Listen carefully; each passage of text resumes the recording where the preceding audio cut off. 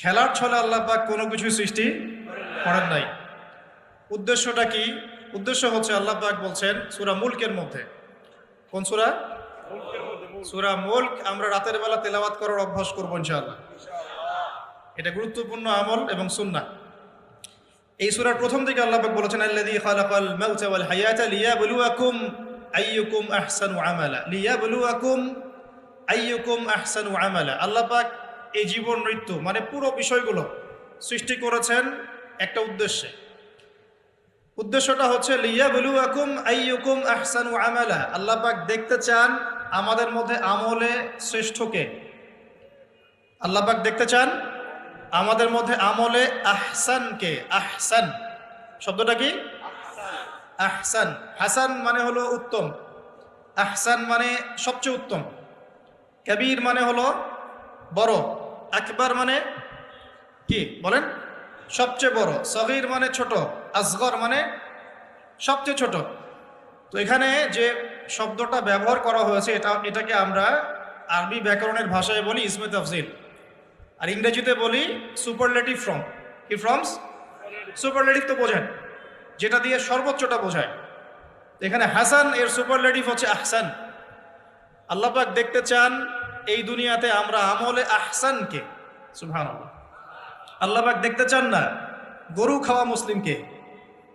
আল্লাহ পাক দেখতে চান না জুমার দিনে কে নামাজ পড়তে আসে। আল্লাহ পাক দেখতে চান না ঈদের দিনে কারা নামাজ পড়তে আসে, রমজান মাস আসলে কারা মুসল্লি হয়। আল্লাহ পাক এটা দেখতে চান। আল্লাহ পাক কি দেখতে চান? আমলে আহসান। আহসান হতে হলে কি গতানুগতিক মুসলিম হলে চলবে না শক্ত মুসলিম হতে হবে? কোনটা? মুসলিম এখন বাংলাদেশে মোটামুটি দুই প্রকার। একটা হচ্ছে সুবিধাবাদী মুসলিম, আর একটা হচ্ছে প্রকৃত মুসলিম। সুবিধাবাদী মুসলিম কেমন? নামাজও পড়বো, সুদও খাবো, আমি যাকাতও দিব, এদিকে ঘুষও নিব। ধরেন যে বছর বছর হজ উমরা করলাম, আবার অন্যের সম্পদ আত্মসাৎ করছি, মানুষের উপর জুলুম করছি।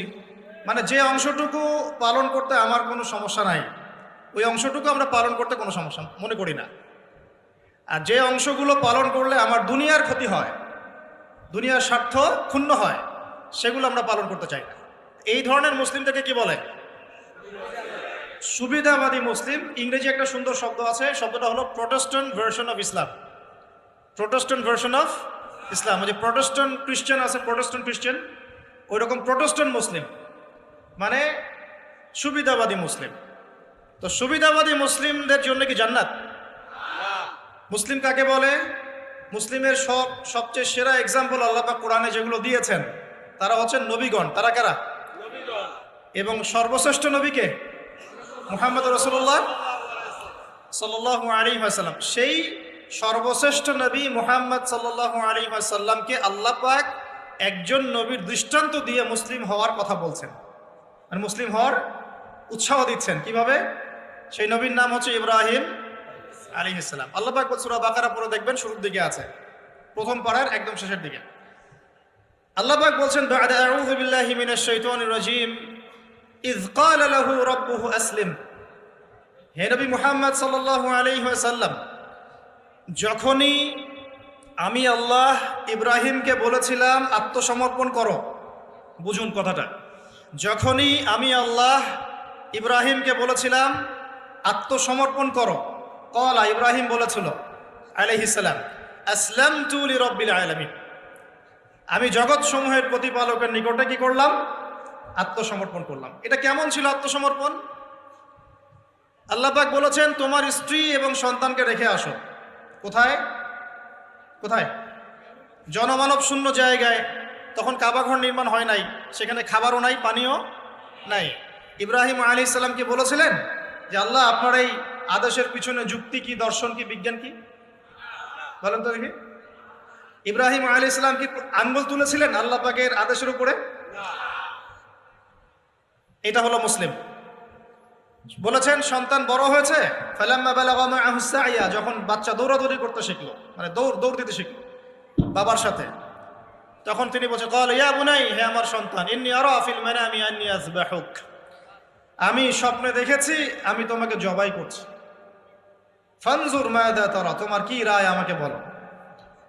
সন্তান ইসমাঈল বলছেন ইয়া আবাতি, হে আমার বাবা, ইফআল মা তু'মার, আপনাকে যে আদেশ করা হয়েছে আপনি তাই করুন। সুবহানাল্লাহ। সাতাজিদুনি ইনশাআল্লাহু মিনাস সাবিরিন, ইনশাআল্লাহ আপনি আমাকে ধৈর্যশীল পাবেন। এই যে বাবা ছেলে, এটা হলো মুসলিম, এটা হলো ইসলাম। ইয ক্বালা লাহু রাব্বুহু আসলিম, আল্লাহ যখন তাকে বলেছেন আত্মসমর্পণ করো, ব্যাস তিনি বিনা বাক্য ব্যয়ে আল্লাহ পাকের হুকুমের সামনে মাথা পেতে দিয়েছে। এর নাম হলো কি?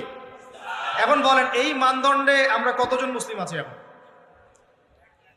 নামাজের বৈজ্ঞানিক ব্যাখ্যা খোঁজে মানুষ এখন, রোজার বৈজ্ঞানিক ব্যাখ্যা খোঁজে, যাকাতের অর্থনৈতিক ব্যাখ্যা খুঁজি। ব্যাখ্যা তো আছে, আছে না নাই? এই ব্যাখ্যা আমার না জানলেও চলবে। ব্যাখ্যা আছে, ব্যাখ্যা মিলতে পারে, আবার আমার মানে সংকীর্ণ বুদ্ধিতে নাও আসতে পারে। তো আল্লাহ পাক হুকুম করেছেন, বাস যথেষ্ট আমার জন্য। আল্লাহ পাক হুকুম করেছেন তাওহীদ শিখতে হবে, শিখব। আল্লাহ হুকুম করেছেন 5 ওয়াক্ত সালাত পড়তে হবে, পড়তে হবে। আল্লাহ পাক হুকুম করেছেন যদি আমাদের নেশাব পরিমাণ সম্পদ হয় যাকাত দিতে হবে, বাস দিতে হবে। আল্লাহ পাক মা বোনদেরকে হুকুম করেছেন বালেগা হয়ে গেলে কি করবে? বালেগা হওয়ার আগেও পর্দা করার সিস্টেম আছে, মানে চর্চা করতে হবে। মা বোনদেরকে পর্দা করতে বলেছেন, বাস পর্দা করতে হবে। আল্লাহ পাক বলেছেন সামর্থ্য হয়ে গেলে হজ করো। আল্লাহ পাক আমাকে আপনাদের সবাইকে হজ করার তৌফিক দান করুন, হজ করবে। আল্লাহ পাক বলেছেন যেখানে জুলুম হচ্ছে একে প্রতিহত করো, করতে হবে। প্রতিহত করার অর্থ এই নয়। প্রতিহত করার অর্থ কি? প্রতিহত করার কয়েকটা অর্থ থাকে। সামর্থ্য থাকলে হাত দিয়ে, সামর্থ্য থাকলে কি দিয়ে? আপনার কি সে সামর্থ্য আছে? বাস নাই। ওয়াইল্লাম ইয়াস্তাতি, যদি না পারো ফাবি কি লিসানিহি, ফাবি লিসানিহি, জবান দিয়ে কথা বলেন। আপনার কথা বলার স্বাধীনতা নাই? আছে তো? সত্যি আছে? মাশাআল্লাহ। আচ্ছা, তাহলে জবান দিয়ে বলবেন। তাহলে কি বলবেন? জবান দিয়ে বলবেন, যতদূর পারেন বলবেন। আর ওয়াইল্লাম ইয়াস্তাতি, যদি এটাও করতে না পারো তাহলে ফাবি কলবিহি, অন্তর থেকে ঘৃণা করো। ঘৃণা কি আছে?